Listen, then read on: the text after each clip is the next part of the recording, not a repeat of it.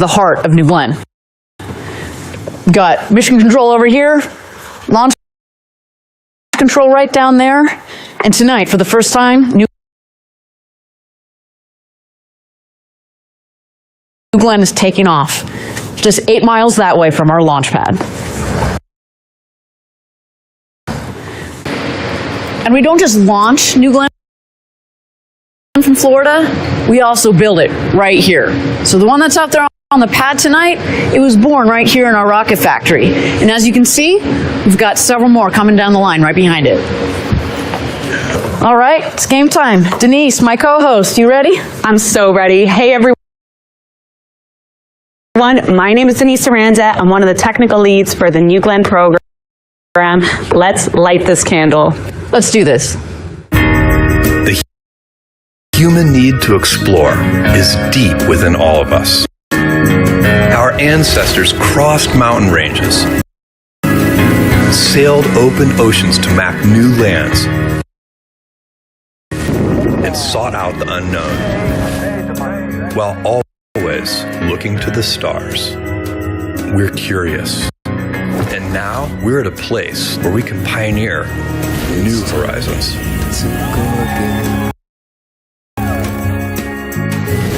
Now is the time. You, Shepard, have cleared the tower? To open the promise of space to all. Guys, we're doing it! And lay the way for generations to come.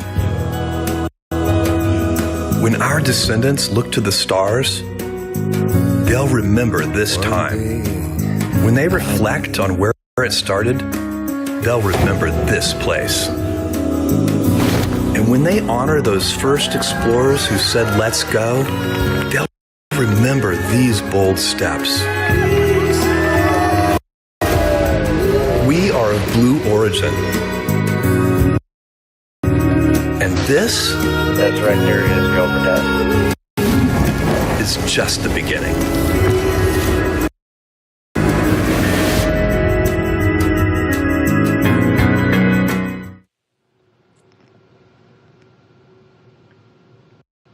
Welcome, everyone. It is a beautiful day to launch our new rocket. Denise, thank you so much for joining me. Thank you, Ariane. I can't believe we're here together. You know, so many years of hard work from across all the teams at Blue Origin to bring us here today. And a warm welcome to everyone watching.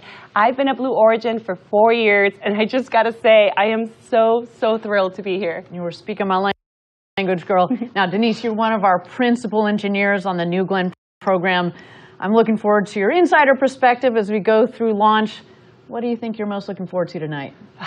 So many things, but I think for me, hands down, it's going to be the noise. You know, New Glenn is just so big. Those BE-4 engines are so powerful, and it's so close to us. I really think that people all up and down the Cape and Cocoa Beach are going to see something brand new today. And yep, that's what I'm here for. I'm going to bring some insider technical content as we go. You know, in my role at Blue as the principal contamination control engineer on the New Glenn team, I'm going to try to provide all those cool details that folks might want to know. It's great to have you with me today. Thanks so much. You've been one of many team members working extremely hard on this vehicle, so this is a big day for you and the team. And what a day for you, Ariane. Congratulations on your baby girl. Welcome back from maternity leave. Thank you. I'm very happy to be here for New Glenn's first launch. Absolutely no way I would miss this. I had my beautiful baby girl just a couple months back, and now I feel like I'm back for the birth of my other baby back here, New Glenn. But before we get in a little too deep into the show, I do want to take a moment to acknowledge the devastating fires in California. We hope that everybody remains safe, and we want to send our deep appreciation for the incredible work of the firefighters and emergency workers battling these fires and caring for so many people. We at Blue actually have a few hundred employees in the great state of California, many at the center of it all. We are Team Blue, and our hearts are with you during this difficult time. Well said. Now, with that, let's turn our attention to the star of the show today, New Glenn. standing proud on the launch tower just a few miles away at Launch Complex 36. There it is, standing tall. And you know, we've got plenty of cameras all around the pad, so we're going to get some great views today. That rocket looks good. It All really right. does. Why don't you start, Denise, by giving us a tour of the vehicle? Well, New Glenn is Blue Origin's next generation orbital class rocket, and it's built on a reusable first stage. And speaking of reusability, let's look at the aft section there of New Glenn. One of the things that is critical to New Glenn, of course, because it's a reusable vehicle, is the landing gear that's housed in the aft section there. So there's actually 6 landing legs on that aft section, and they're actually going to deploy right before it lands. And unlike New Shepard, our suborbital vehicle, New Glenn's booster is going to land out at sea. New Glenn is going to launch vertically here at the Cape. It'll then arc over the Atlantic on its way to orbit. The first stage is then going to maneuver its way back to Earth onto a landing platform that's actually positioned in the Atlantic Ocean. Now, the first stage booster is powered by 7 BE-4 engines, and these are really powerful engines. Each one is capable of over 500,000 pounds of thrust each. So when we combine all 7, we're talking about a launch vehicle with a thrust at liftoff of nearly 4 million pounds. 3.85 million to be exact. Got to make sure our engineers, out there don't call us out. Got to get the sig figs right. But that's just the first stage. And as the first stage is busy landing back on Earth, meanwhile, the second stage is going to continue into orbit. And just for a quick intro for those that are not, really into rockets, when we talk about stages, basically what we're doing is we stack one rocket on top of the other. Stage 1, stage 2. Stage 2 is the bottom. Stage 1 is the stage 1 is the bottom, stage 2 is the top. Correct, yeah. So stage 2 is actually what's sitting right there on top of the booster on the pad. And what's really unique about the second stage is that it's powered by 2 BE-3Us. Now, these are actually an upgraded design based on the liquid hydrogen and liquid oxygen engines that power New Shepard. And then, of course, there's the crown of the vehicle, if you will, the payload fairing on top. Yep, that's my favorite part, the payload fairing. It sits right on top of that second stage, and it's really a protective cover that takes care of our payload on its way to space. But it's really what's inside the fairing that's at the heart of every New Glenn mission. That's right. So every rocket launch is about sending something to space, and today's launch is no different. For this first mission, that payload is a Pathfinder for another Blue Ring program, Blue Ring. It happens to be very near and dear to my heart because it's the program that I help lead. But before we get too deep into that, I am thrilled to say that we've got a couple other faces to meet this evening that are going to be bringing us all the action. So first, I would like to bring in my teammate Maggie McNeese from our government team in DC. She's standing near mission control now. Maggie, you there? Hey, Ariane. Hey, Denise. We really doing this? This is happening. We are definitely here at launch day, and you have to be feeling some of the same tingles we are down here. Why don't you situate us to where you are standing up there? What's going on? What is the vibe up there? The vibes are impeccable. I am here by mission control. Right down the hallway, as you said before, we've got our launch control. In these rooms are our engineering teams and operators who are going to go ahead and be, looking at all of that data coming off the vehicles. They're going to give us our best chance of success today. Now, we've got a pretty special assignment for you there, Maggie. We're going to have you reporting right up there through the launch to keep us plugged in behind the scenes. What are you looking forward to sharing with us today? A lot. I'm really, really looking forward to making sure that you know what's going on in these rooms, take you through some of the personalities we've got inside, how it all works. If there are a couple anomalies, we'll work through those together. It's going to be a great time, Ariane. Love it. Thank you so much, Maggie. We are grateful to have you up there and keeping us connected. And of course, we're going to patch you in as we go. Now, let's check in with our broader Blue team. Our employees in Florida today are getting a close-up view of the launch over at nearby Cars Park. Eddie Seifert is there standing by. Eddie, you there? Yeah. Hey, Ariane, welcome. Welcome to the best seat in the house. We've got the best Team Blue behind me. I hope you can hear it. It's pandemonium. How are you guys doing over there? Oh my God, I love the energy. Talk to us. Tell me about the scene. What you're seeing. What's the view? Talk to us. We are 6 miles away as the crow flies to Launch Complex 36. It's pandemonium here. New Glenn is perfectly viewed in the distance, and we are here to support at Cars Park. We're joined by Space Coast residents. We're joined by family members, team members. This is really an exciting moment for Team Blue. Eddie, now you're a familiar face across Blue Origin. You've had a front row seat at Blue watching this rocket go from design to build to test. What's going through your head right now? You know, it's a collective sense of anticipation. Everyone here has done everything that they knew to do to the best of their ability. Their family members have sacrificed for them to be here at this moment at New Glenn 1, and we have one proposal. Let's send it. Let's light this candle. Let's send New Glenn to space. Let's send Blue Ring on its mission. This team is hyped. Well, Eddie, one more cool thing that you and the team collaborated on. I understand all of Team Blue signed the fairing before it went to the pad. You want to tell me about that? Yeah, so signing space hardware is a tradition at Blue. From the New Shepard propulsion module panels to the crew capsule base heat shield, those engines on New Glenn have our signatures. Now, the nice thing about those 7-meter fairings that are over 60 feet tall is that it can fit the signatures of more than 10,000 employees that currently call Blue Origin home. And so that's what we're sending to space in addition to the hardware. And this team right here, they made it happen. Well, thank you, Eddie. Can't wait to check in with you again shortly. You keep the Team Blue pumped down that, but I have a feeling you're not going to have too many troubles. They seem pretty psyched. We're psyched to be here. Thank you. Thank you, Eddie. Well, I look forward to what both Eddie and Maggie can bring to the show. Let's take a little deeper dive into the mission today.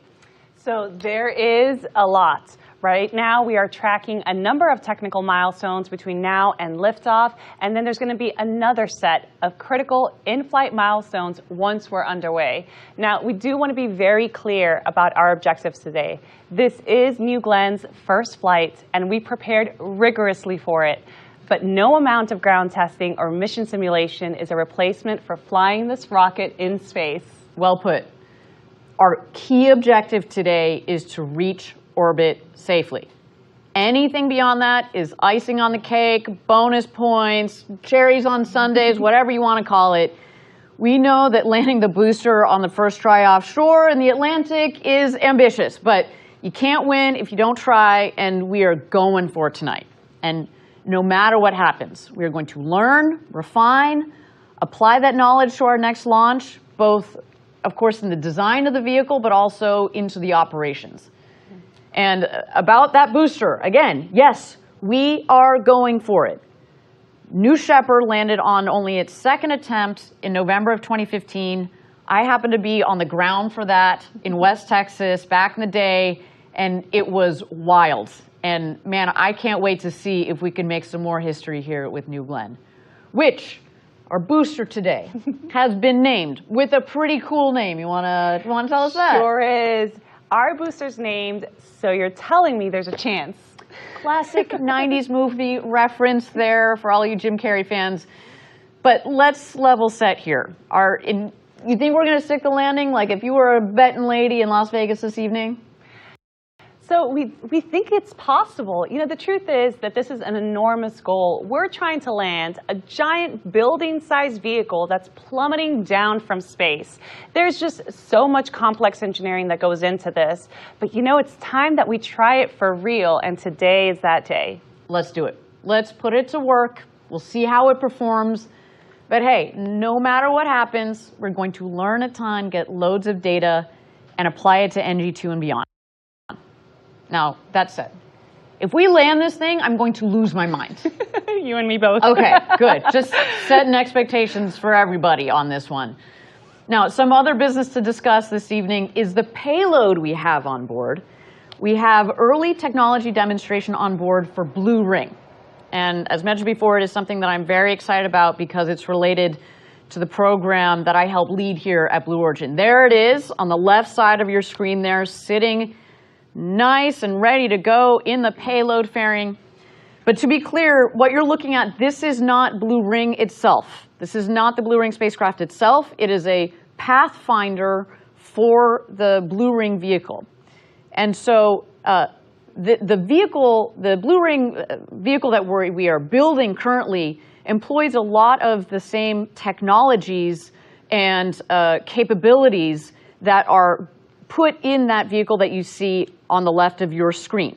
And today we are going to validate the communication capabilities from orbit to the ground. Now, it's also worth noting that today's payload is non-separating. So it's going to actually stay attached to the second stage throughout the mission as it powers on and it begins collecting data. For the broader system we're building, for the Blue Ring itself, you can think of Blue Ring as a utility vehicle, a multi-tool, or kind of a mobile service station that we can use to run errands around the solar system. Today, on this mission, it's a super cool Pathfinder for that vehicle that will be flying. We have some exciting details to share a little later on. We're going to get way in depth on the exact technology that we're testing today, as well as Blue Ring. But I'll tell you right now, I'm super excited about not just the launch, but the payload, and for both, the New Glenn team and the Blue Ring team. So much work has come together today. And that's why today is such a big deal. We're going to be laying the foundation of our mission to build a road to space for the benefit of Earth. Such an exciting launch and just so much to aim for. Yes, but to level set again, at the end of the day, we know that we're in this for the long haul. Today is just day one, the beginning of a new chapter for New Glenn. We're going to collect a significant amount of data, no matter what happens. And from our perspective, the way I like to put it, data is the currency of success. The more data we have, the better off we are. The longer we fly, the more data we collect, the more we can crunch on, so we can reinvest back into New Glenn for New Glenn 2 and beyond. Yeah, absolutely. And that data is really going to be critical for our engineers and our ability to evolve New Glenn into a fully operational program. With New Shepard, we've flown 28 missions so far, and we've sent over 40 astronauts to space. And while we consider that system fully operational, that flight data that we get after every mission helps our engineers fine-tune the system. It helps us refine our procedures, reduces the overall time between launches, and perhaps most important of all, it significantly drives down the cost of spaceflight. And we have learned so much as New Shepard has progressed. And by the way, those learnings all come into play on New Glenn. We've integrated a lot of design and operational lessons from New Shepard into New Glenn. So, and speaking of lessons learned from New Shepard, there's that recurring Blue Origin theme of reusability.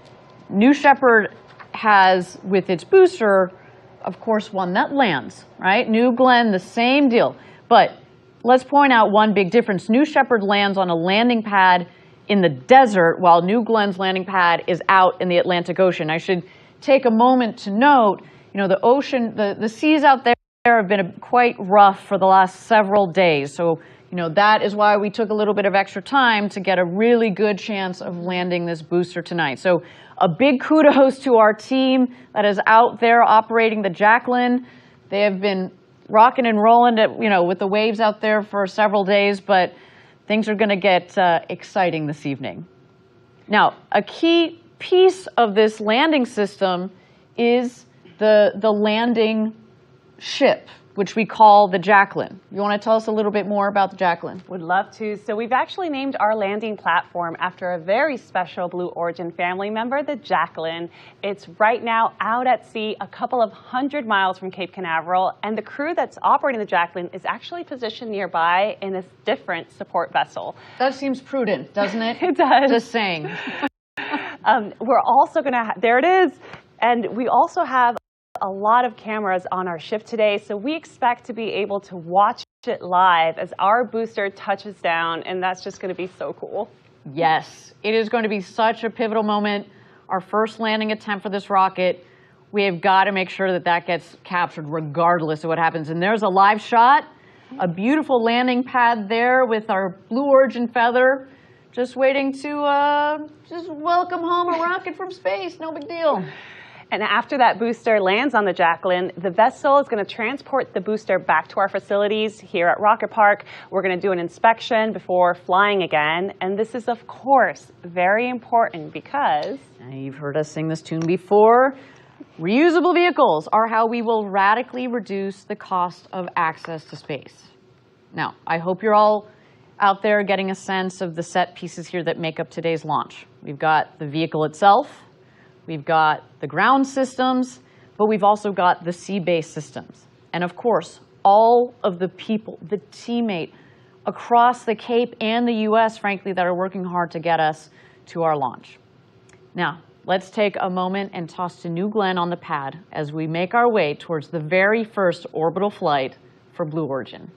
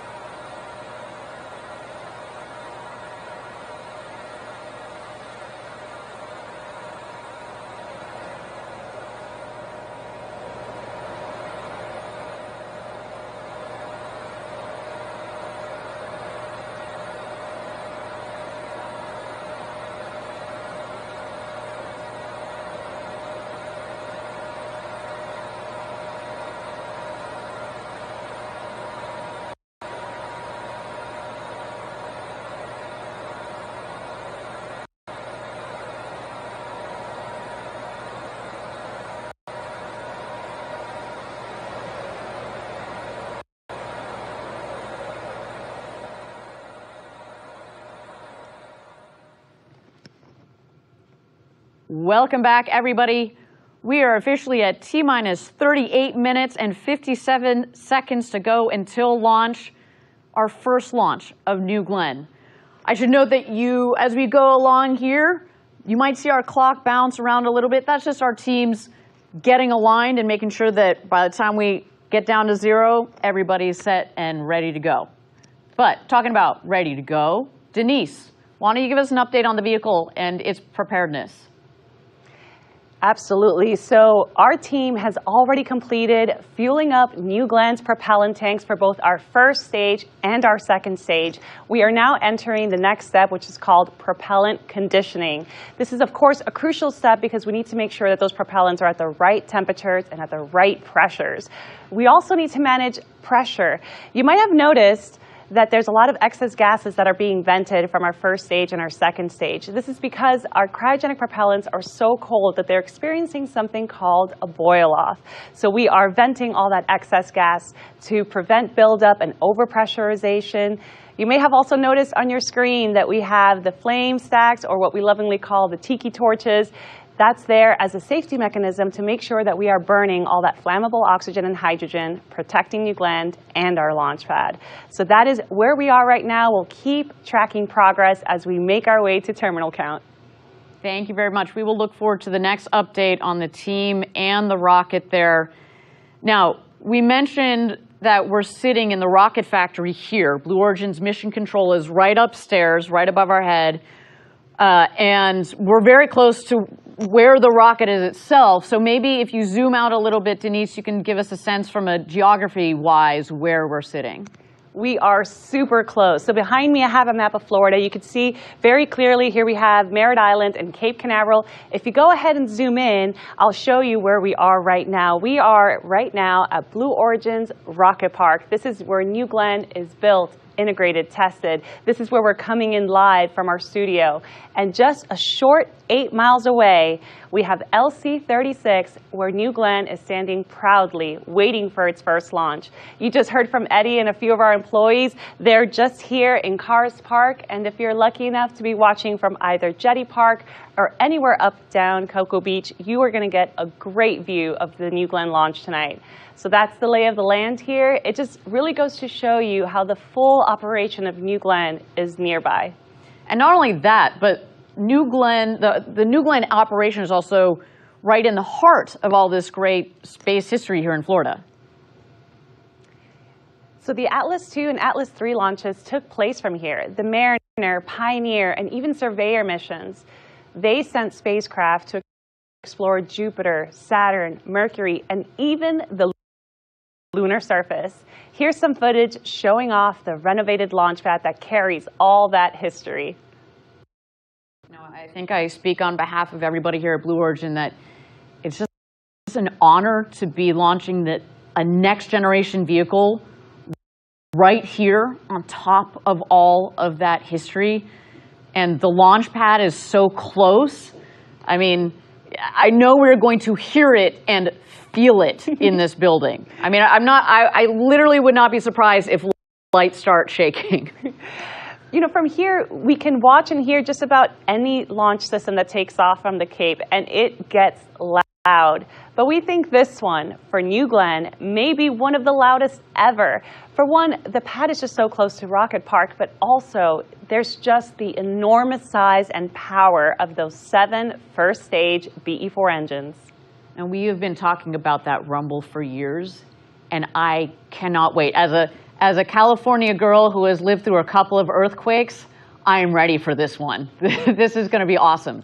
Now, you mentioned a second ago, it's just so unique that the public is going to get such a great view of New Glenn launches, especially from viewpoints like, you know, Jetty Park, Port Canaveral, Cocoa Beach. So many people gather to watch launches from these spots already. And, wow, I mean, look, this is a live view. If you're sitting there right now in Cocoa Beach, shout out to you guys. You're probably sitting in a nice lawn chair with a cold beverage in your hand. That's what I'd be doing if I weren't here behind the desk with you, Denise. You guys are going to get to see and feel this launch with an insane view. So, you know, other than maybe tripping some tsunami warnings, y'all are going to have a great evening. There really is nothing better than a beachside rocket launch. Well, and weather permitting, it's not just people down here in Florida. People in the region, kind of the southeast region of the U.S., you see this image right here. Look, that's going all the way as far north as, you know, North Carolina. Several states north are going to be able to see this launch during different phases of flight based on where you are. So a little bit of a guide here. If you guys are all still up, you know, it's a bit late here on the East Coast, but this is an exciting launch. So shout out to you guys as well that are watching live from the East Coast. All right, everybody, we're at T-minus 33 minutes and 30 seconds to go and counting down to our launch window opening at T-minus 0 for New Glenn's first launch. Denise, I cannot believe I'm saying that. We've been talking about this such a long time. It's just wild. Now, again, this is our first flight. We have prepared rigorously for it, but I want to reiterate, our key objective today is to reach orbit safely. That in itself is a big deal. And anything beyond that is a bonus. That said, we also know that landing the booster would be very cool. We also know that it is very ambitious to do this on the first time, but we're going for it. And no matter what happens, we are going to learn a lot. We're going to refine. We're going to apply that knowledge to our next launch and beyond. It is an exciting day, and we are so glad that you, our audience, is here to join in on all the action and all the excitement. Okay, while we've got a moment, we've got this beautiful rocket on the pad on our screen. Why don't we dive in a little bit deeper on New Glenn? Denise, our experts here, why don't we dig in, give our audience a sense of what sets this vehicle, New Glenn, apart from other launch vehicles, both past and present? Well, to start, it's just massive, just over 320 feet tall, or almost 98 meters. And just think about that. That's like a 32-story building. It's really hard to describe what that means, but another way to think about it, we all know and love New Shepard. Picture 5 New Shepards stacked one on top of the other, and that's approximately the height of New Glenn. And that's remarkable when you think about that jump from New Shepard to New Glenn. Just that size. Oh, say, there you go. You see this great image on our screen here that gives you a sense. We talk about step by step ferociously. That's a big old step we're taking tonight. It's also amazing to think that New Shepard technically could fit as a payload right inside of New Glenn's fairing with room to spare on the sides.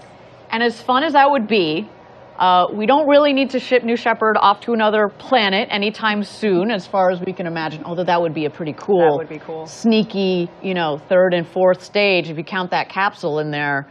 But that said, we make this point because it speaks to future capabilities, like moonlanders, other large vehicles that are similar in size to New Shepard.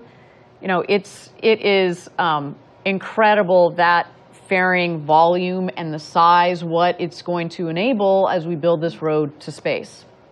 Now, it's not often that you get to stand next to a massive rocket like that on a launch pad, ready to go to space. But you and I had an amazing opportunity. This is just a day or two ago.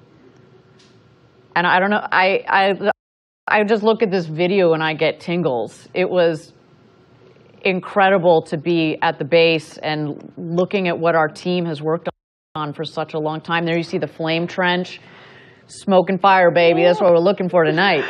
I get chills every time I watch that. I mean, that was just so incredible. That's not something that I will likely forget anytime soon. It's just so tall when you're standing right next to it. Yeah.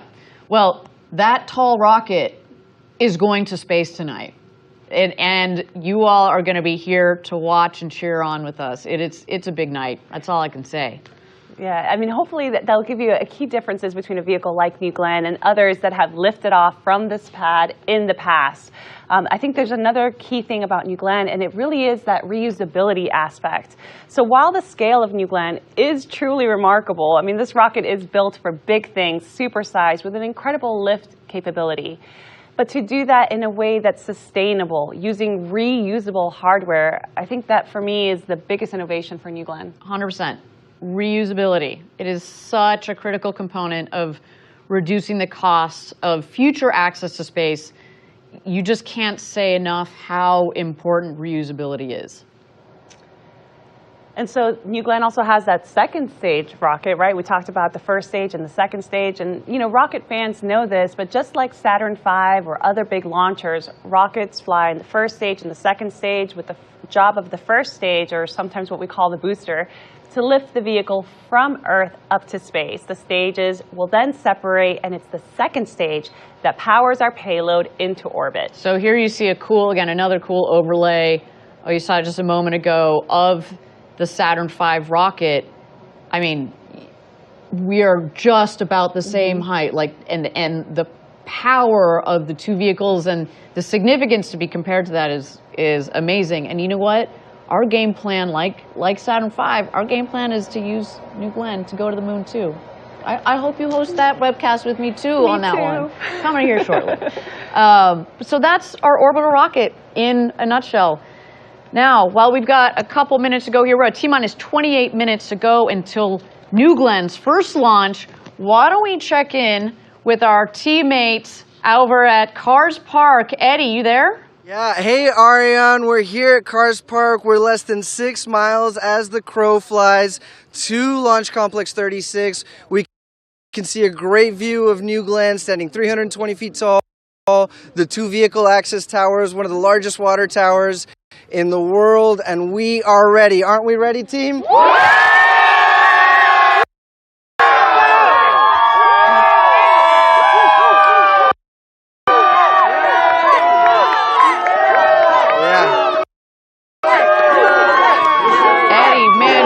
Quite the crowd down there, and I feel like it's grown exponentially since we saw you last.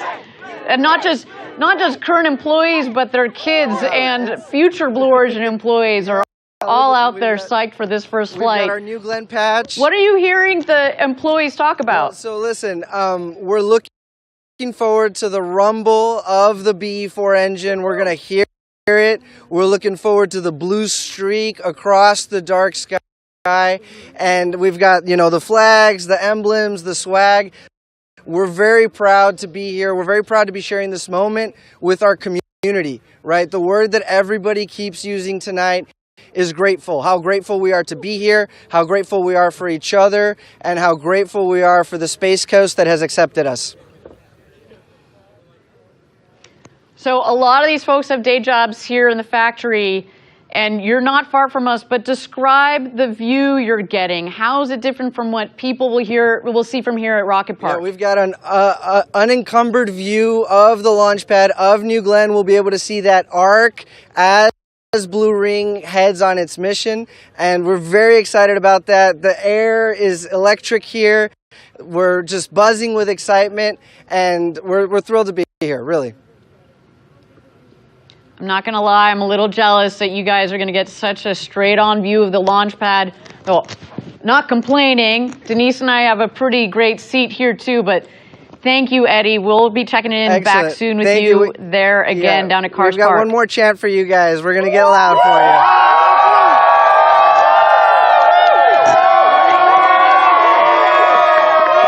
Wow, I love it. I love it. You feel the energy down there. I absolutely love it. Now, one employee on the New Glenn team that is not down there with Eddie, and I do want to give a special call out to our program leader for New Glenn, Jarrett Jones. Jarrett has led the New Glenn program for years, and I'm very grateful to be able to call him a friend. He has a deep background in aerospace. There he is. And he's been instrumental through the build-up to today's launch. I mean, there you see him just a moment ago, and let's see. Can we point him out here in launch control? Yes, he is there, kind of that first row, bottom left. There you go, checking in, got his eyes glued to his screen, talking to one of our long-term core employees here. We got Mark Featherstone, who has been also leading this program for a long time. And man, and you saw that image just a moment ago with him in front of the New Glenn. That was the day that we installed the 7 engines on New Glenn for the first time. And I'm pretty sure he is absolutely psyched. You also see the gentleman in the center of that front row in the green sweatshirt. That is Dave Limp, our CEO, who joined us just about a year ago. And man, talk about sparking some fire. It has been wonderful to have him on the team with us, and he is clearly absolutely dialed in. And last but not least, in between Jarrett and Dave, Jeff Bezos, our founder, who of course has been thinking about this day for many years. And I should also throw in a special happy birthday to Jeff. What a day. I wouldn't mind having a rocket launch on my birthday, but this man deserves it. So much patience, commitment, passion for what we're doing. It's just, we are very lucky, Denise, to have such a leadership team here supporting us at Blue as we go through all of these programs and get them off and going. But at the middle of many of them and the core to making a lot of this work, New Glenn. That's why today is so important. Okay, everybody, we're at T-minus 23 minutes to go until launch. It is so great to have you all joining us for today's inaugural launch. We have folks tuning in from all over for this big day. And of course, we had Eddie and the team down at Cars Park. But we also wanted to give a nod to a couple special groups watching from across the nation. We've got employees tuned in at multiple sites, checking in and rooting for New Glenn. As I mentioned, not only do a lot of our employees work on multiple programs. There we go. We got Kent. We got Huntsville. I love it. Kent, of course, our headquarters. I see you guys. Huntsville, where we build all of our engines, our BE4s, our BE3Us, and of course, Blue Ring. You guys should be so proud. Their team spirit. I just know that everybody here has worked so hard for this and cannot wait for the next 22 minutes. Hi, everyone. And our team down in Huntsville, our beautiful engine factory. The best, just the best. Well, you can see the passion, the energy. We have been working so hard to get to this point. All right, well, I can't complain about our view from right here. We have got a pretty sweet spot here, but I do want to go upstairs to our co-host, Maggie, who's up near Mission Control. Maggie, you there? Here, and I have found a new place to hang out. Wow, all right. So I know that not only do you get to hang out near Mission Control, but this for our audience gives you a sense of how close they are to just being able to go outside on the deck there. Tell me about this view that you get and that some of our VIPs are going to get tonight. Yep, I am out on the balcony. We are on the 3rd floor of our rocket factory, and just out there you can see the red blinking light at the top of our tower. So the launch pad is right out there, and then just to my left here is the mission control team. So you know when that rocket goes up, they'll be turning their heads briefly to the right. So we're out here. We've got some guests, VIPs, some of our Blue family inside. They're still in there while it's warm, but I expect to see more and more people headed out here soon. Now, Maggie, I know you're able to also listen in on the radio with the team behind you. What are some of the things that you're hearing? Sure. About this time in the count, I am hearing them going into their weather brief. They are making sure that everything is clear downrange. That's both the water and in the air. And I haven't heard anything thus far, Ariane. Well, thank you, Maggie. So great to have you up there, keeping us tuned into all of the action. As we noted, we've got launch control and mission control right back to back. We'll be checking in again with you in a couple of minutes. Okay, we're at T-minus 19 minutes and 50 seconds to go until our targeted liftoff.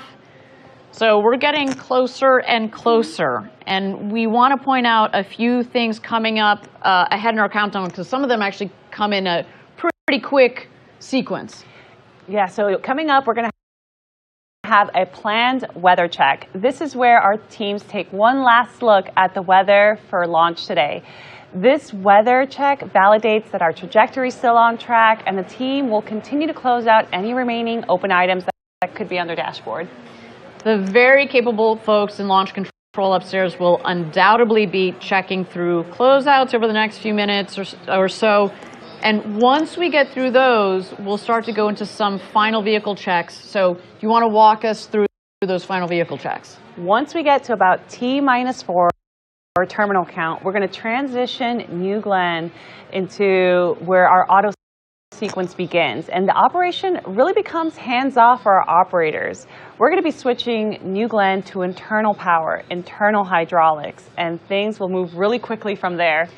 And then, as we approach the final moments, and just before we light the engines, there's this water deluge. It's a huge water deluge. This is going to engulf the flame trench completely, which is going to protect our rocket from vibroacoustic and thermal loading. Finally, autopilot will be enabled. We'll flex the gimbaling engines, and then, well, ignition. Game on, ignition. I cannot wait for that moment. So all of this is very exciting, even to just hear said out loud. I think there's also a very specific sequence for starting the first stage engines. And talk us through that, because it's not like they just all turn on at once. We got to be careful about how we sequence the engines igniting. Correct. So you might think that we ignite all 7 BE4s at once, but that's actually not the case. We do something called a staggered start sequence. Engines 1, 4, and 7 will light first, followed by engines 2, 3, 5, and 6. Now, of course, these will happen in a very quick succession, but the staggering start really helps to decrease the sudden pressure on the whole system. There just truly is so much power in those BE4 engines. So staggering them creates a more smooth on-ramp for all that power. Absolutely. And we talk a lot about the rocket, but you can't forget the ground systems as well, right? So when we are essentially protecting the rocket from the vibration and all that power coming out of the engine, we're also protecting the launch pad itself, right? You see from the map that you showed us earlier how close we are to the water. The water table is just a couple of feet below the launch pad. And I should really talk, a lot of engineering went into the complete refurbishment of our launch complex. And so we want to take care of it. It's there for the long haul. But man, we got a big old powerful rocket. So this water deluge system is critical to both the rocket and the ground, the launch pad, the ground support equipment.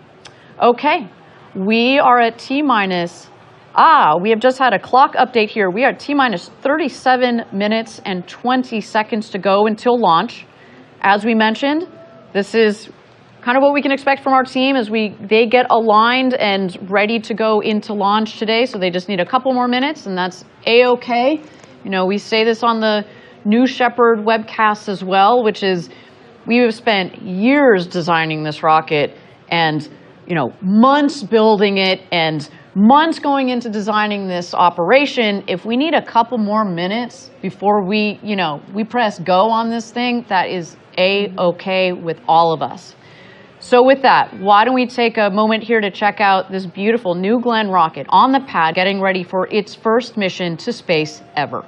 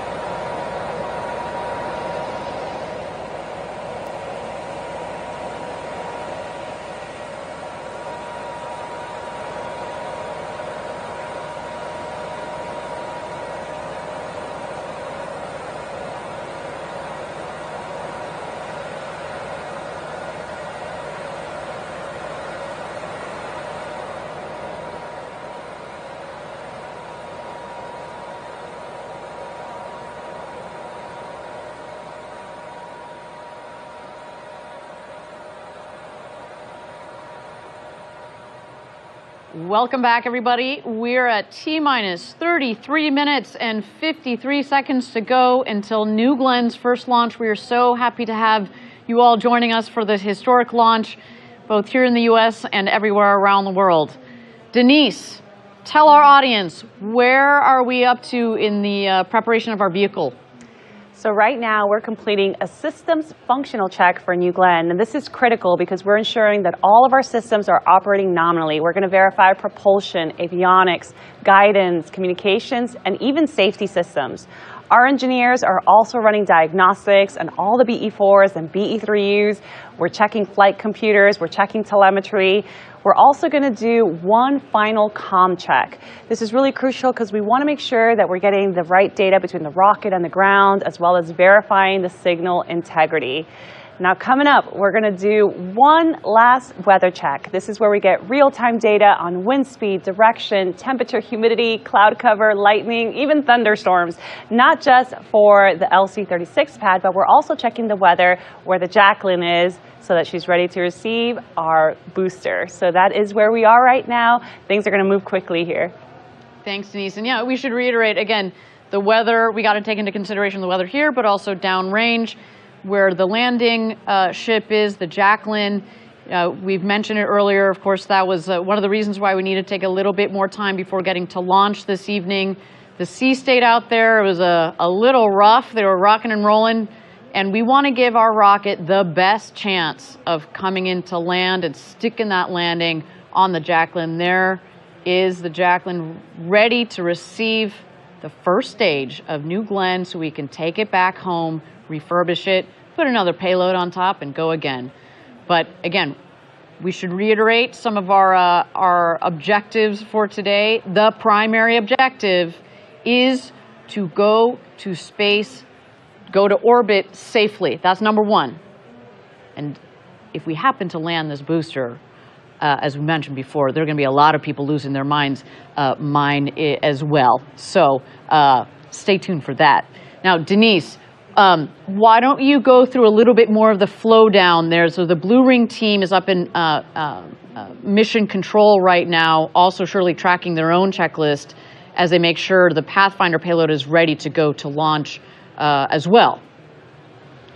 Correct, yeah. So upstairs at the MC, we'll have a launch control and mission control. So our launch team is the one that's doing all these system checks on New Glenn, while mission control is making sure that they're doing similar system checks for the Blue Ring Pathfinder.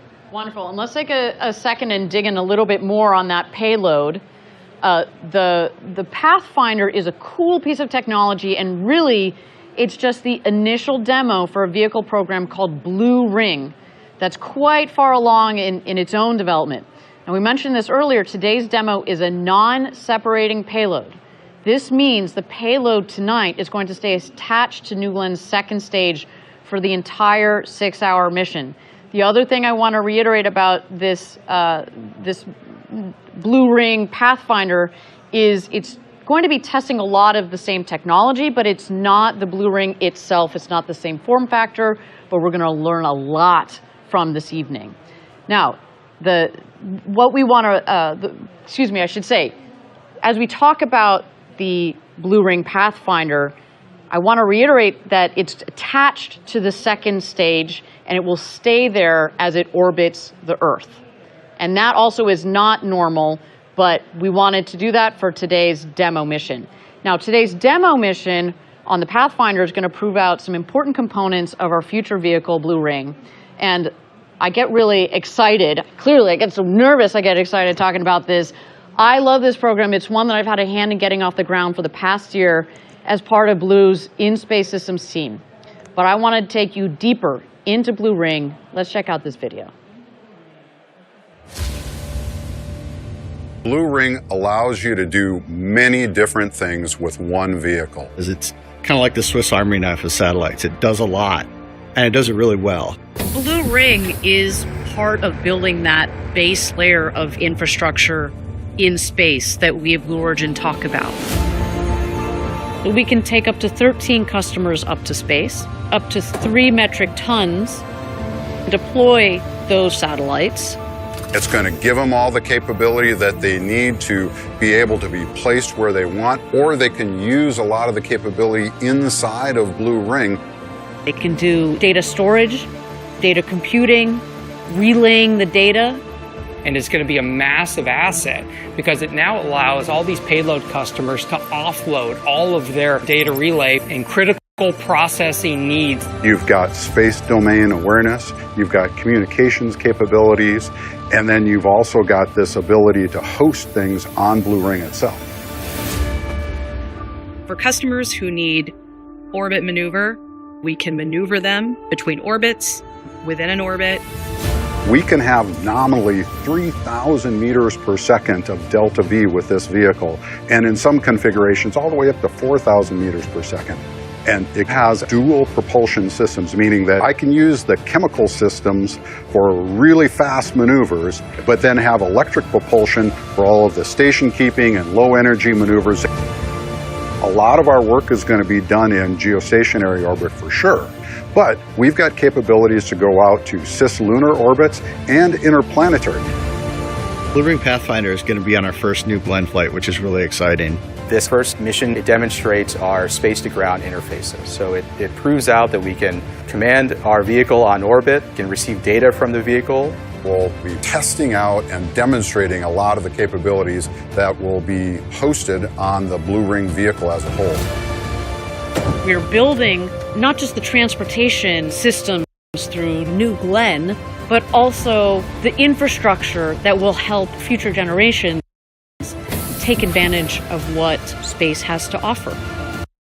Blue Ring is going to multiply what we can do in space and create the infrastructure like nothing else.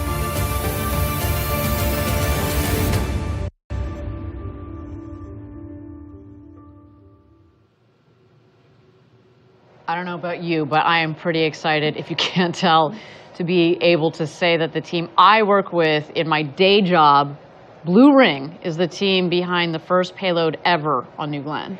It is so, so cool. Thinking about the way a vehicle like Blue Ring will open up access to space. I mean, that's really what it's all about. That key aspect of today's mission is that demo of space-to-ground communication capabilities for Blue Ring. You got it. The Blue Ring Pathfinder will be testing its ability to send commands to the spacecraft, receive telemetry, and edge processing software that will demonstrate local autonomy and machine learning that will be part of the storage and compute mission kit that's going to be flying on all of the future Blue Ring vehicles. So basically, it has a computer predicting if the spacecraft is getting sick. We're also testing radiometric tracking, which, by the way, helps in navigation by using radio waves to track the spacecraft's position and velocity. So basically, radiometric tracking uses radio frequencies to track where the vehicle is and where it's going. So Blue Ring is going to be very busy during this mission. It'll be sending and receiving data, it'll be tracking its own location, and processing mission data real time. And all of this will be communicated over RF to Atlas antennas stationed in Hawaii, the state of Georgia, and even Australia. Yeah, these ground stations will collect telemetry and radiometric data, which is crucial for understanding how the spacecraft is performing and navigating in highly elliptical orbits in the MEO range. Now, this is unique because it allows the spacecraft to spend a significant amount of time over specific areas of Earth, making it an ideal orbit for certain communication and observation missions. And this is all part of proving how Blue Ring can navigate. All the data collected from this mission will be used to support the future production of the Blue Ring space vehicle, which undoubtedly will play a vital role in further space exploration and communication technologies. That data and experience gained from this Pathfinder mission will be invaluable for our engineering team. It really does pave the way for more advanced missions. It helps ensure the reliability and the efficiency of future Blue Ring vehicles. There you have it, folks. Now, Blue Ring Pathfinder is supported by the Department of Defense's Innovation Unit, or DIU. And let me tell you, we're so thankful for their involvement today. I should say they have been so supportive of our Pathfinder, but just the Blue Ring program in general. They are believers like us, so thank you to them. All right, with that, we're at T-minus 24 minutes and 3 seconds to go until T-minus 0. This is NG-1, the first flight of New Glenn, and we are so glad you're here joining us this evening. Why don't we take a moment to talk about our mission objectives for the launch? This is our first flight, and we've prepared rigorously for it, but we also know that none of this is easy. And our key objective today is to reach orbit safely. Anything beyond that is icing on the cake, bonus points. We know that landing the booster on the first try offshore is ambitious, but we are going for it. No matter what happens today, we are going to learn, refine, and apply that knowledge to our next launch. We're really looking forward to seeing how the vehicle performs. As I said earlier, more data, the better, right? We pushed every single part, component, system in our testing well beyond its limits by design, but we also recognize that no amount of ground testing or mission simulations can replace the real-world conditions of flying this system into space, which is why we can't wait for the mission to get underway, see how things perform, and apply all the lessons learned to our next launch and beyond. It is an absolutely thrilling day. Again, we're so glad that you're here to share it with us.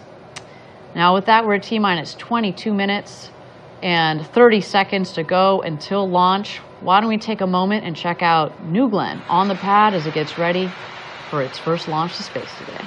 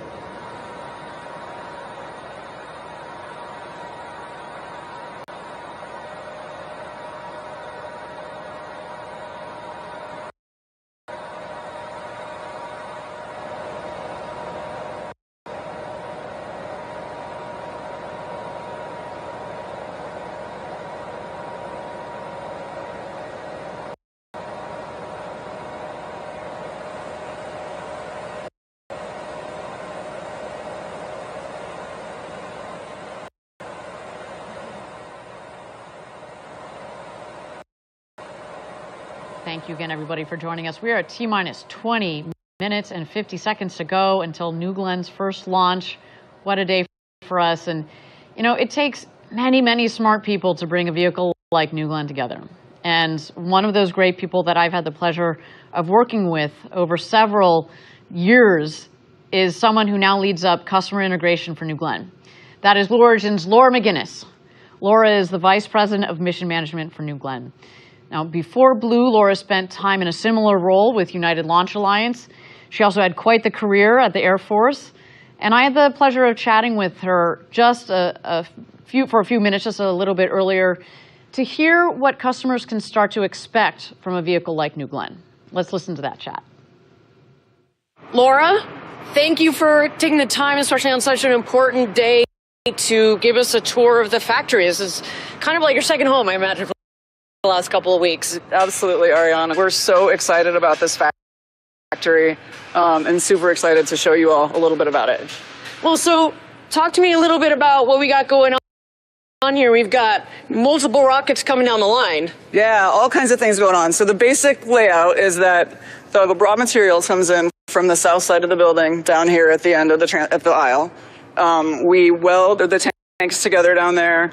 Then we bring the completed modules here for assembly. Over here we have our GS1 aft module, which will have landing legs, 7 BE4 engines installed. We do all of that work. We continue to assemble the stages down here. We build fairings Behind the wall over here, our 7-meter fairing, which our customers love, and eventually we roll out the Glen Stage 1, Glen Stage 2, and the fairings out of the north end of the building. Those are all transported 8 miles over to Cape Canaveral Space Force Station and are assembled in our integration facility over there prior to launch. And that's also, of course, where we integrate the payload as well. Just talking about customers a little bit, what have the various customers been saying about what they're excited about? We're working with our national security customer right now on certifying New Glenn because they really need an additional launch system. Right. We're also working with our NASA customers. They've got a lot of interest in the size of our payload fairing, both for rideshare kinds of things as well as large telescopes and large instruments. Commercial customers are thrilled about our capability of bringing many small spacecraft to LEO. And we've already been doing some integration precisely with these customers. How has that process been going with our customers? We know our customers make us better.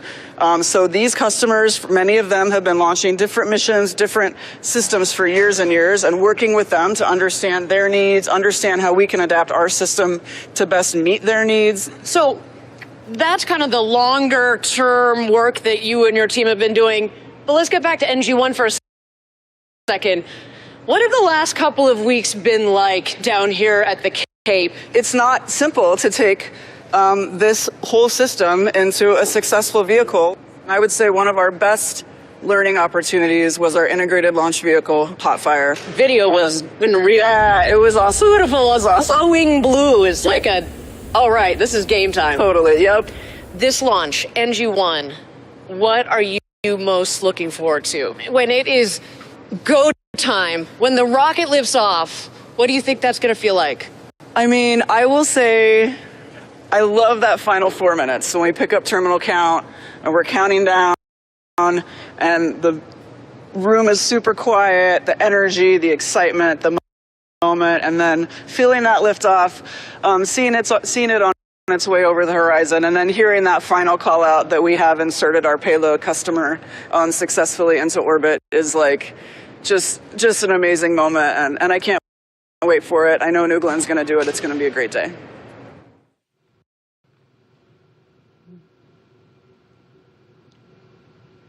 A big thank you to Laura again for joining for that quick tour through our factory right behind where we are this evening.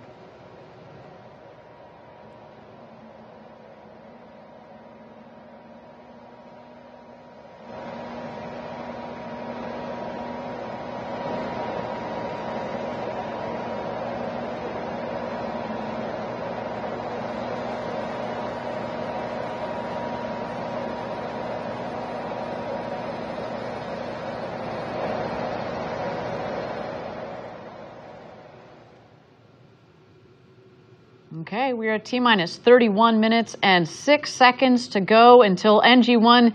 We continue to tick down towards our first launch. I will mention again, you may have seen we went down and then we added some more time to the clock.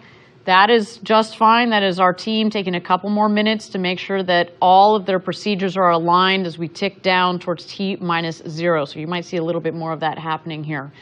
While we've got a little bit more time, why don't we talk about the flight profile for this evening's launch? What is that going to look like as we see this vehicle fly today? We've imagined New Glenn's flight for so long.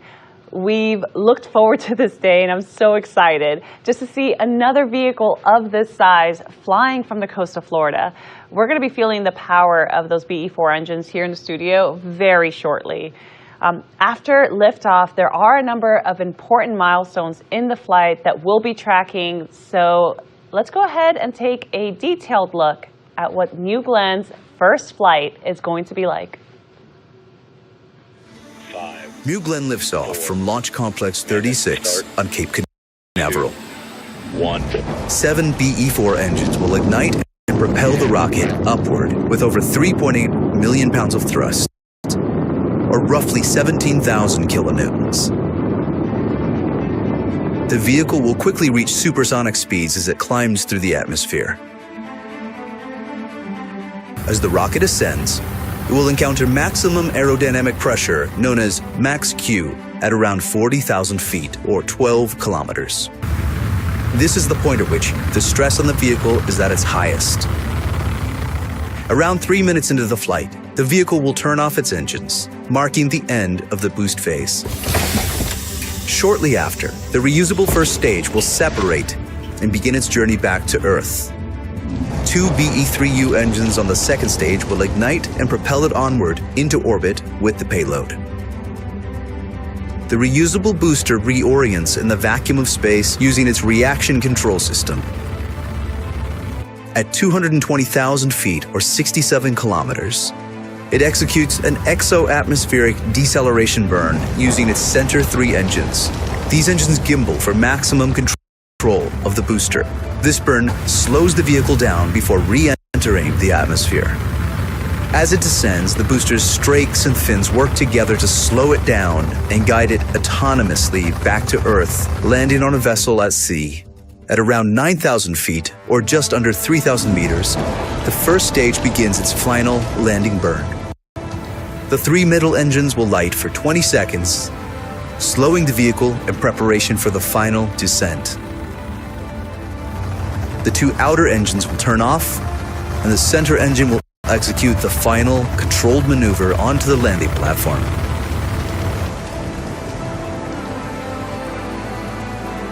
The vessel will return to Cape Canaveral to prepare for its next mission.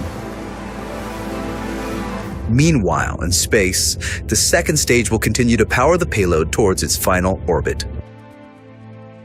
At around 400,000 feet or 120 kilometers, the payload fairings will jettison. New Glenn will deliver an unprecedented range of payloads.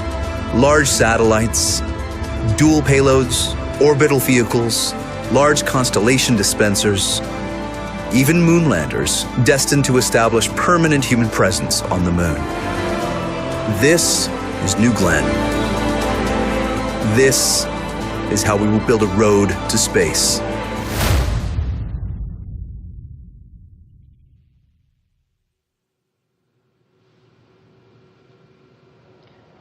So again, there you got an opportunity to see what the mission profile will be for this rocket this evening. But I think what was really cool about that video as well is it gives you a sense of the future as well in terms of the various vehicles that we're going to be able to take on this rocket, whether it's a lot of LEO satellites or a lunar lander or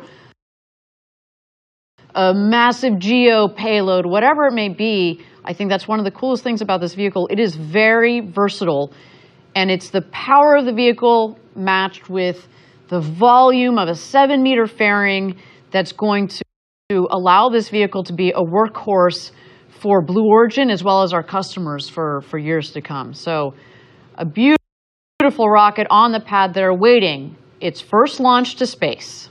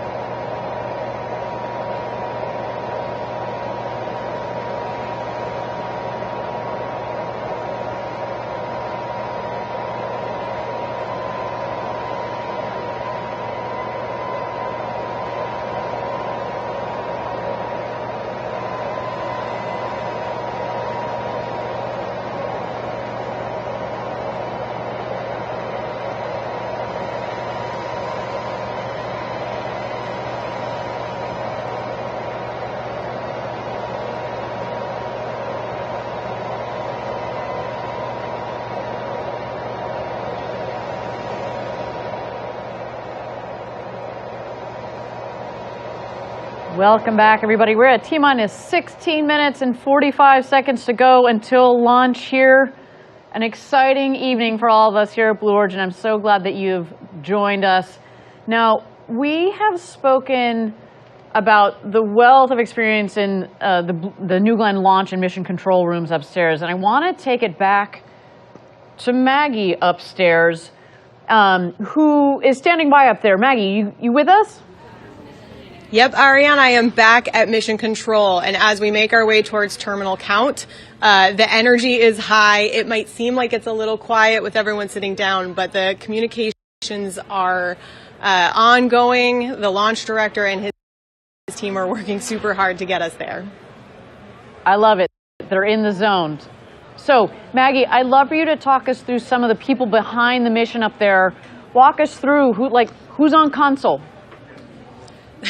We've got some of our best and brightest here in the Mission Control Center. So the Mission Control Center is actually a network of rooms. We've got Mission Control, Launch Control, and Engineering Support rooms where our team is looking through data constantly. Now this whole team is led by our launch director. His name is Ben Dykstra. Ben is responsible for the launch, tip to tail. He is doing the go, no go, and making sure that we get our best chance of success. Ben actually comes from our New Shepard rocket. So Ben is a great example of how we take our flight pedigree from New Shepard and we are building it into New Glenn. Now, Ben and I go way back. We worked on New Shepard together for quite a while, and I've had a chance to talk to him quite a bit this week. And I was asking him what his pre-launch traditions are and what he's bringing here to New Glenn. And he gave me a couple answers. One, he sets 3 alarms because he really does not want to miss his call. I have a feeling he didn't have to actually use all 3 of them today, but I'll ask him afterwards. And then he also sets little Post-it notes on the screens of his console mates so that they get a little funny note or a little encouraging thing from their launch director before they go. And then when we do terminal count, he will be doing his fist bumps with the entire team. I love it. I know Ben is going to crush it. Why don't you give us some other highlights? Who else is supporting Ben with launch control today? Ben is supported by a really large team, and we're not going to have time to touch on them all, but a couple here. First, we have Ann Dickey. Ann is the assistant flight director, and shout out to New Shepard again. Ann comes from that program as well. Now, Ann has been working the integrated schedule all week long, really making sure that this team is ready to go. And after we launch successfully, she is going to get herself an ice cream cone, and I will be joining her. Next, we have Martin De La Torre. Martin is a ground controller, which means that he will be working through all of the data and controls of our ground system out there at the pad. So as complicated as we all know rockets can be, the systems that are working around it are equally as complicated. And so Martin has a tough job today, but we know he's working hard. His favorite quote is from Stephen Hawking, and so he's got heroes, I think, like the rest of us. Next, we have Stephen Shelley. Now, again, you talked about the Jacklyn a little bit earlier. That's our offshore vessel, and Stephen Shelley is our offshore recovery lead. So as we go through this whole process, the team and the launch director, Ben, are constantly checking in with Stephen to make sure that we know that the barge is ready should we be able to land New Glenn. His launch day ritual is actually the same as Ben, another 3-alarm guy. So we'll be asking him as well. And then last, but certainly not least, we have Megan Lewis. Now, Megan is one of our 2 primary launch controllers, which means that she has control authority over a lot of these major systems on New Glenn. Megan is from Utah, and in a very sweet story, Megan is actually wearing a bracelet today that her grandfather gave her grandmother with charms for every Apollo mission that he worked. So a really incredible legacy of spaceflight in that family, and they're bringing it to the Blue family. So we're really proud of them today. Megan Lewis and team, led by Ben Dykstra, are getting it done. I love it. Just some wonderful stories, and each one of them has their ritual. I'm glad that seems like their alarm system has worked, because yes, they are all on console and ready to rock and roll today. That's a good thing. So, hey, Maggie, stay plugged in up there for us, and we will keep checking back in with you. All right, everybody, we're at T-minus 11 minutes and 40 seconds to go until launch. Why don't we take a moment here and send it over to the pad and check in on New Glenn as it gets ready for its first launch to space today.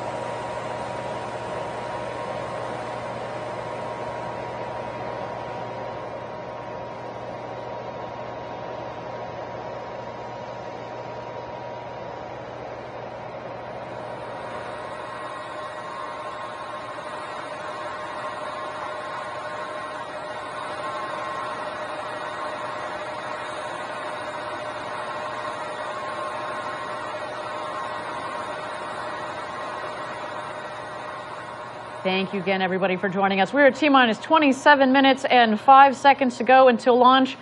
You may have noticed that we've added some more time to the clock. As we mentioned before, this is just our teams getting aligned, making sure that each of the separate sub-teams have all gone through all of their checklists, make sure that everything is in the green, making sure that the weather here at the Cape and downrange, everything is within bounds. So again, if we need to add a couple more minutes, that is quite all right with us.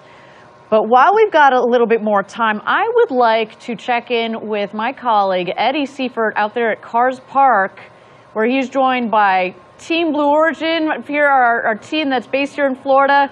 What you got going on down there, Eddie? Yeah, hey Ariane, welcome back to the best seat in the house here at Cars Park. I'm with the Smith family. We're working at Blue Origin, and working on rockets is a family affair. I'm with Father Mike Corbin, Mike Smith, son Corbin Smith, and granddaughter Elizabeth. Elizabeth, tell me, you've sent a postcard to space, is that right? Yes. And tell me, what was on your postcard? There was rockets and planets. Rockets and planets on the postcard. Now, Corbin, how did you get your start at Blue Origin? So I first started up in Huntsville, where I worked with an amazing team on the engine crew, building BE4 and BE3U. Now I'm here down at Rocket Park, building the thrust structures for GS2. Excellent. Must be special to be working on that GS2 rocket out there. And Mike, how about you? How did you get your start at Blue? Well, it was my son that actually encouraged me to apply, and we got hired around the same time. And it's been awesome being able to work with him on different projects. We get to talk about work at home and do different things. We bleed blue at home. Excellent, excellent. And Elizabeth, tell me, what are you most looking forward to today's launch? For the rocket to go up in space. Well, I think we're going to end on that note, Ariane. We're looking forward for that rocket to go to space. Let's send New Glenn to space. Let's light this candle. I love it. It is a family affair, and I love seeing the different generations there, father, son, pair working at Blue. I look forward to seeing that little firecracker, that little girl joining us in a couple of years here in the future. It just speaks to, it takes years to build these rockets, and that's what we're here to do at Blue. We're here to build these rockets that are laying the foundation for building the road to space, right? And so that children like her can pick up the torch and build on top of that. We're setting forth so that they can build infrastructure in space, and really, it's all for the benefit of Earth. Well, with that, thanks, Eddie, for checking in with us. We are at T-minus 24 minutes and 10 seconds to go until launch. Let's check out New Glenn on the pad as it gets ready for launch this evening.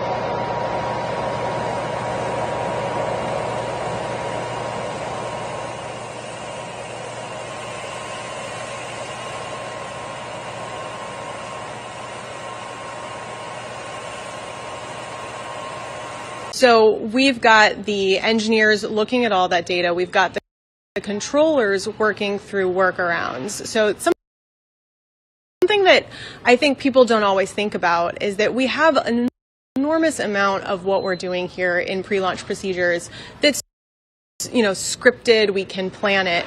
But when off-nominal things are happening, we've got a team of controllers who can manually operate these systems. So the team that we talked about in our last bit, they are actually going through and able to turn things on and off, put different pressure through different valves. They are working through everything they can to make sure that we have a chance to launch today. Fantastic. Yes, it's, we run through, when you talk about all the preparation for a launch, of course, we talk about, testing the rocket itself, but we also go through a lot of these simulations in terms of the operations with our team. And you test as much as you can. You go through as many rehearsals as possible. But sometimes, day of, you got to put that's why we got the really smart people in there so that they can work through whatever it is they're finding that might be a little bit off. And that's what our team is doing up there. Maggie, what Ariane, else? Sorry, go ahead. No, the team here has gotten some good practice. I think we all saw the hot fire that we recently successfully made it through. So that is, almost everything up until launch. Before that, we had a successful second stage hot fire. Those are those BE3U engines. And before that, we were doing tanking tests, mass simulators. We've done component testing, system testing. And a lot of the engineers that are working in this room are actually responsible engineers on the floor. So they've gotten their hands on this hardware. They know their systems. Excellent. Very good point. I think that I've always appreciated what we do here at Blue Origin. We tend to rotate our engineers. A lot of them, as you said, get to go down to the floor, see their hardware maybe that they've designed, talk to the men and women that are fabricating, but then also assembling the vehicle. They are very, very in tune, in touch with this vehicle. So if there are things for them to work, especially in these last minutes, we've got the right team to do it. Maggie, I want to thank you again for bringing us all the details. We've got a couple of minutes to go here. We got 20 minutes and 47 seconds to go until launch. Why don't we take a look at New Glenn as this rocket gets ready to go to space.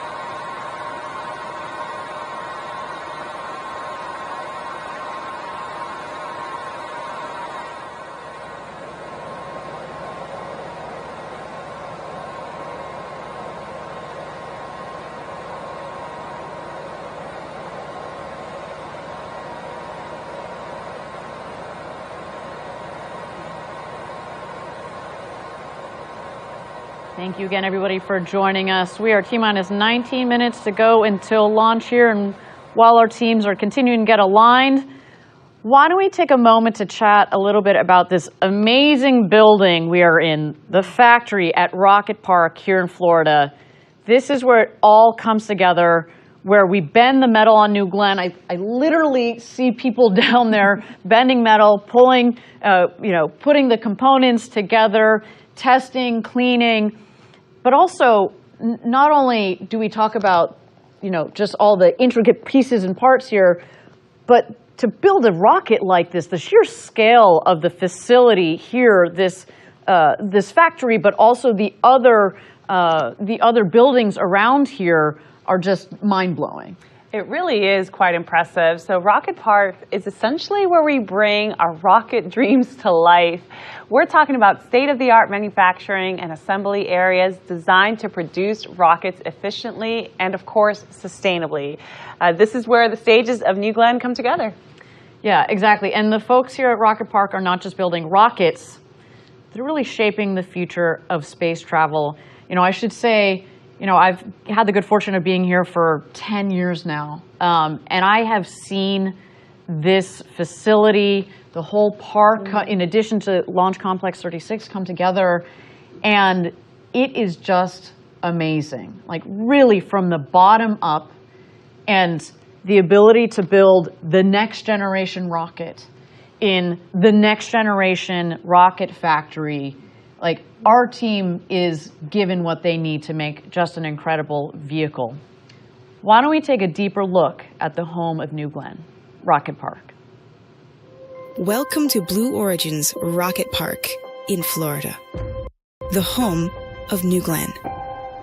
This is where our orbital rocket is designed, built, integrated, launched, refurbished, and reflown, all within a 9-mile radius along Florida's Space Coast. Rocket Park is an active operations site for many Blue Origin activities, including manufacturing, integration and testing for New Glenn, and production of our Blue Moon lunar landers and future programs. Florida's Space Coast is 72 miles long and steeped in more than 6 decades of human spaceflight history. We stand on the shoulders of giants. New Glenn will help us build a road to space for the benefit of Earth. It's the foundation of everything we will accomplish. It will deliver cargo and crew to anywhere, including the moon, and help us establish a permanent lunar presence. It will enable us to harness the resources of space and launch all kinds of infrastructure to make space accessible, usable, and affordable for humans. The factory on Merritt Island is the centerpiece of Rocket Park.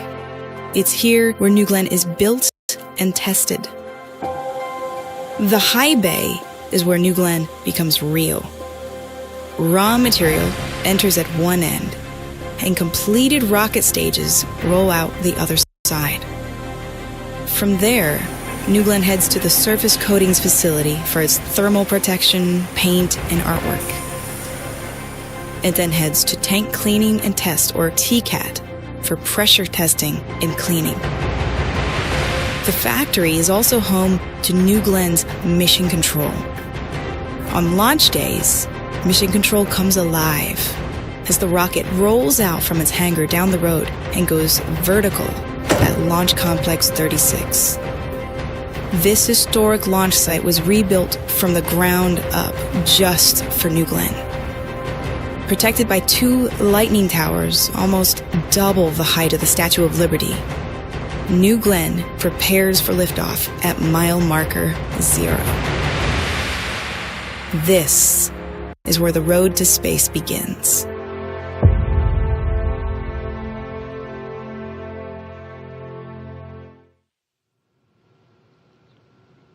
What a beautiful area Rocket Park is in. There's just so much history here on the Space Coast, and we are eager to write our own chapter with New Glenn.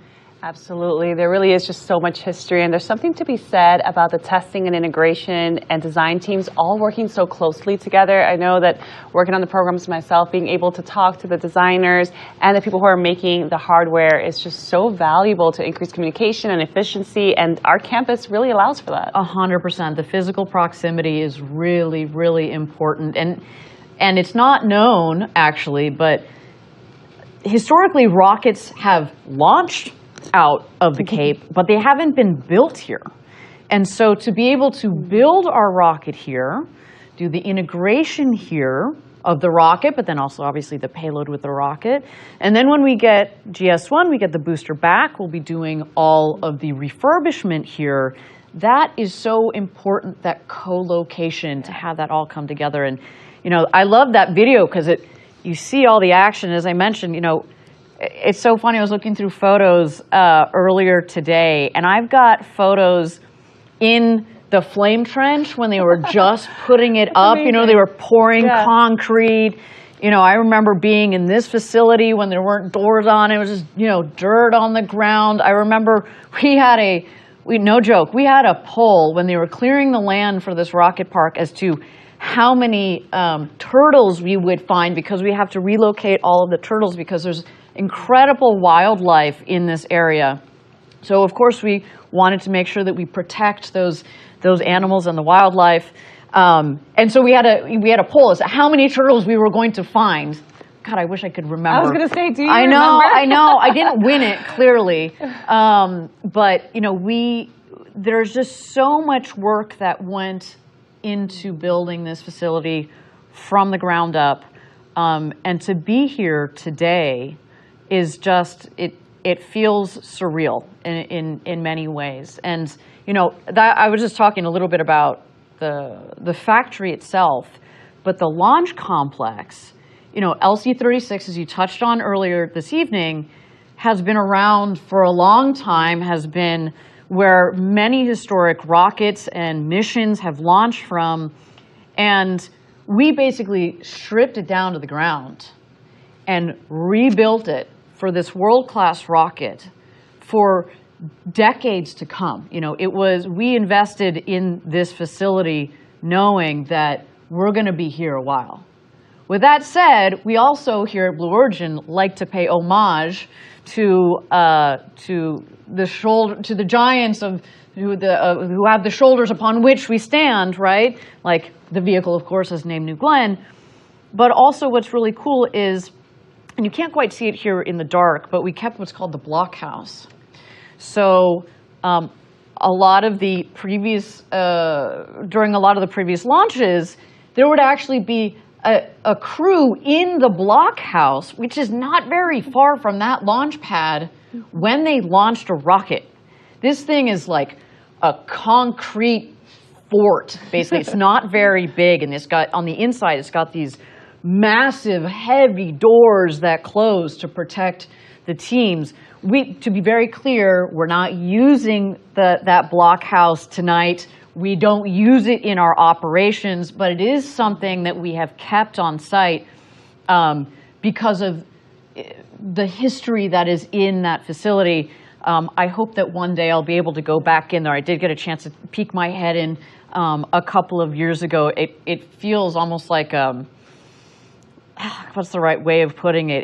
It feels like a step into the past. Yeah. You know, the old computers and, like, you know, the ashtrays. They're literally cigarettes that are still there from back in the day.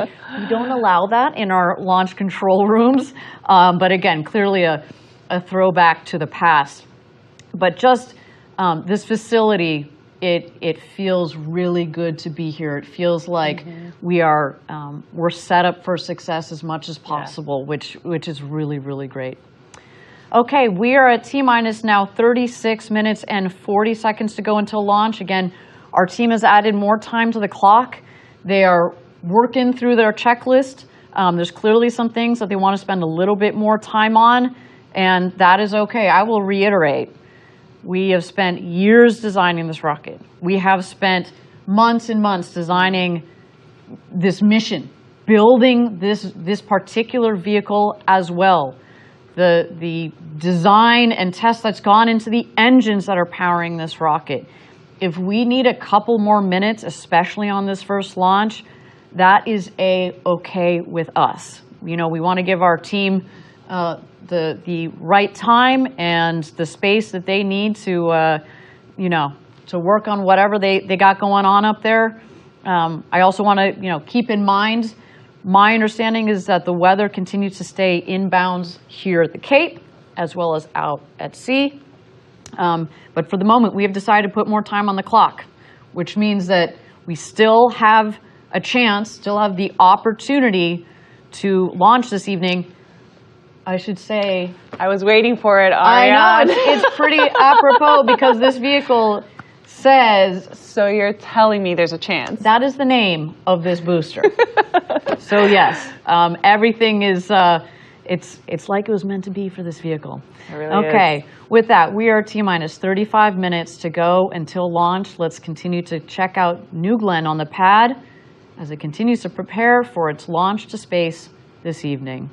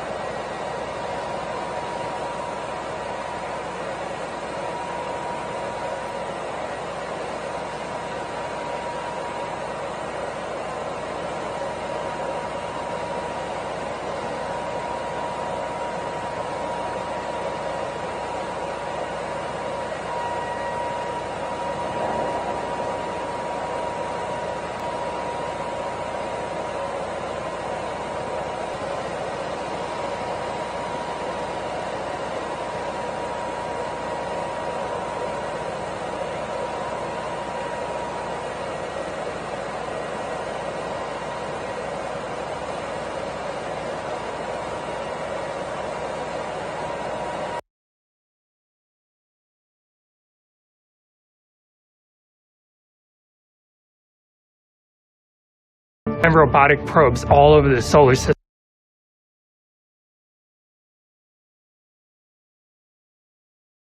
Full of wonders, gas giants.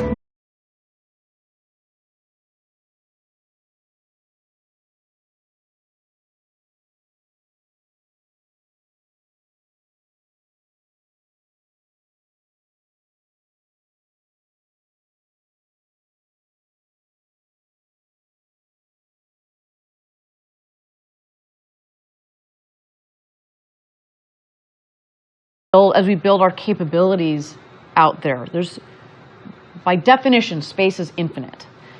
And so if we can take advantage of that, and if we can put things up there that will help us take advantage of that, I mean, for the benefit of Earth. For the benefit of Earth, the future is bright. Okay, with that, we are T-minus 16 minutes and 40 seconds to go until launch.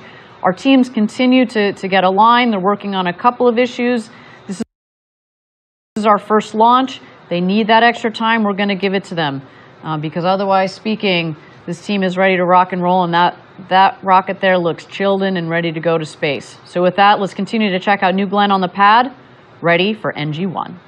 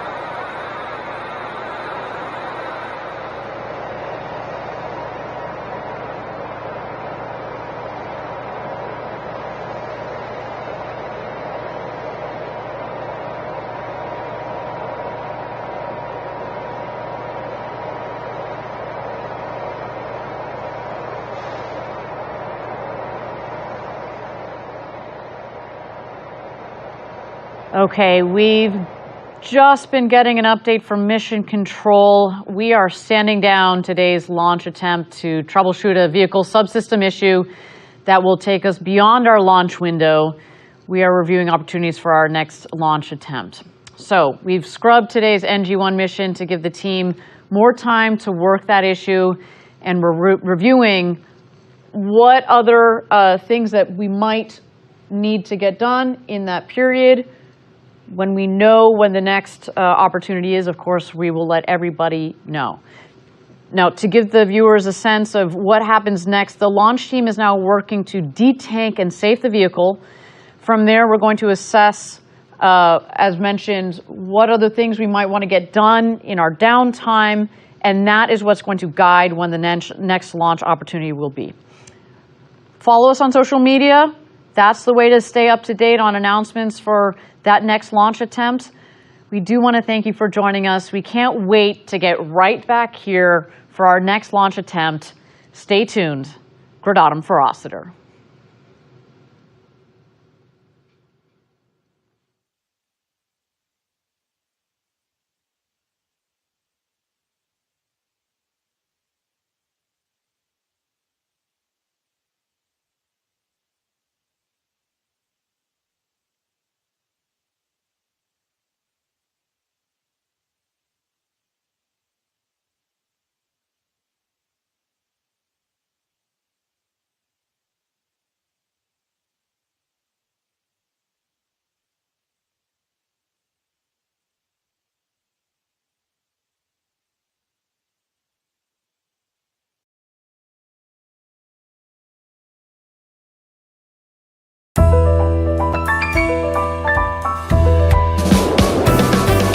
Hey, when is the Samsung Galaxy Unpacked?